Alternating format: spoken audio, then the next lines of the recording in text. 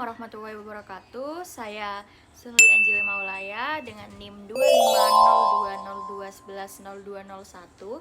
Saya di sini akan mengerjakan tugas ujian akhir semester materi sejarah peradaban Islam.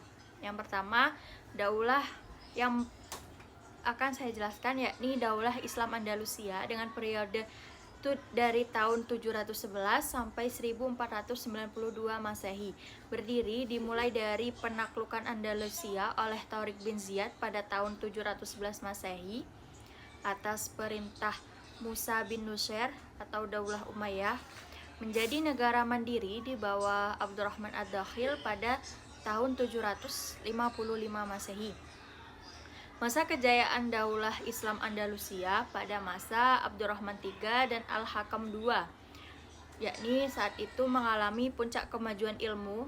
Tokoh-tokohnya di antara Ibnu Rushdi dan Az-Zahrawi juga mengalami kemajuan dalam ilmu ekonomi dan arsitektur, contohnya seperti Masjid Cordoba.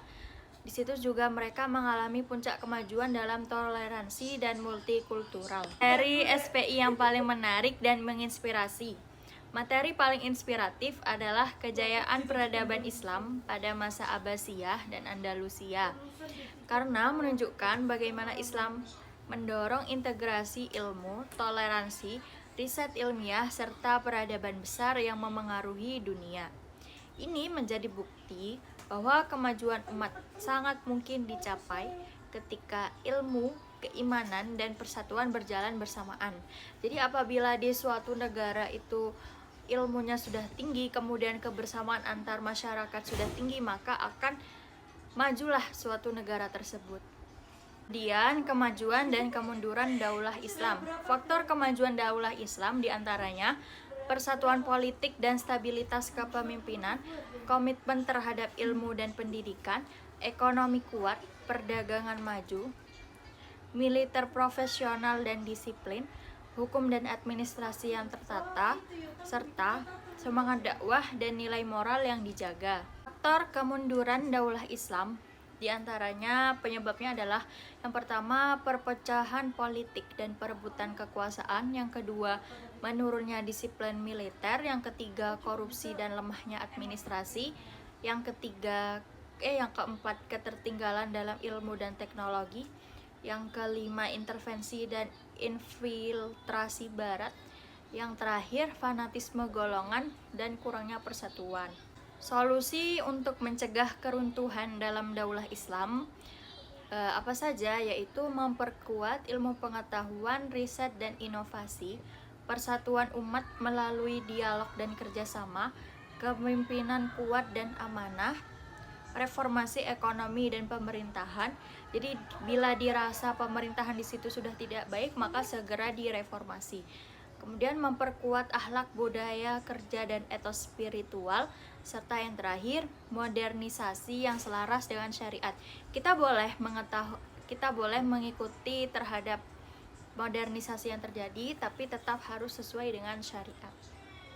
Perbedaan ekspansi barat, imperialisme, dan ekspansi Islam atau futuhat. Ekspansi barat atau kita sebut biasa imperialisme pada umumnya dilakukan dengan tujuan menguasai ekonomi, mengeksploitasi sumber daya, serta menjadikan wilayah jajahan sebagai koloni.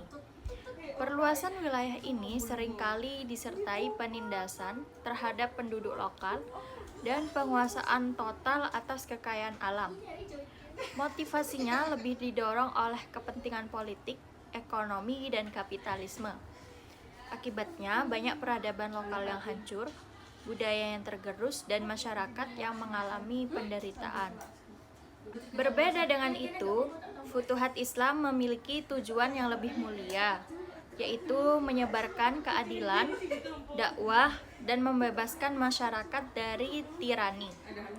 Islam datang dengan membawa nilai-nilai syariat yang menghargai kemanusiaan dan menjunjung tinggi keadilan.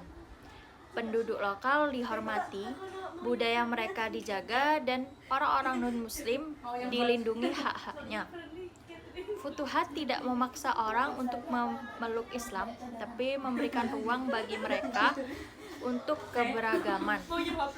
Jadi mereka bebas memilih agama mereka sendiri. Dampaknya, wilayah yang tersentuh futuhat justru mengalami perkembangan dalam budaya, ilmu pengetahuan, peradaban, dan toleransi. Jadi wilayah yang terdampak futuhat biasanya memiliki toleransi yang sangat tinggi. Jika Indonesia menjadi pusat peradaban dunia, saya tidak setuju. Mengapa? Karena yang pertama, tantangan internal seperti korupsi, karena banyak sekali terjadi korupsi di mana-mana, lemahnya ilmu. Jadi kita masih banyak orang yang tidak sekolah, kemudian perpecahan politik masih besar. Kemudian ketergantungan ekonomi pada negara besar, sebagaimana yang kita ketahui bahwa Indonesia masih memiliki hutang terhadap negara-negara lain. Yang terakhir, pembangunan ilmu dan teknologi belum sekuat negara Islam. Jadi kita masih belum bisa sekuat negara-negara Islam yang lain seperti Turki ataupun bahkan Arab Saudi. Cara menghidupkan kembali peradaban Islam pada masa kini, kita bisa yang pertama menguatkan pendidikan dan riset berkelas dunia. Yang kedua, membangun ekonomi berbasis syariah dan inovasi. Jadi ekonomi bank-bank yang ada kita bisa ganti dengan menjadi syariah. Yang kemudian selanjutnya memperkuat akhlak, integritas, dan persatuan yang sesuai dengan Islam. Jadi kita menerapkan norma-norma Islam dalam kehidupan kita sehari-hari. Kemudian memajukan teknologi, sains, dan industri. Jadi apabila ada mereka yang berbakat, kita bisa mulai pendukungnya untuk kemudian menjadi orang yang berguna bagi negara. Kemudian menyatukan kekuatan umat dalam kerjasama regional dan global. Yang terakhir, meneladani nilai keadilan, toleransi, dan cita ilmu seperti masa Abbasiyah dan Andalusia. Seperti kita ketahui, dinasti Abbasiyah sangat memuliakan ilmu. Maka karena itu, jika memang peradaban Islam ingin kembali, maka kita yang pertama harus memuliakan ilmu. Cukup sekian dari saya, kurang lebihnya mohon maaf. Wassalamualaikum warahmatullahi wabarakatuh.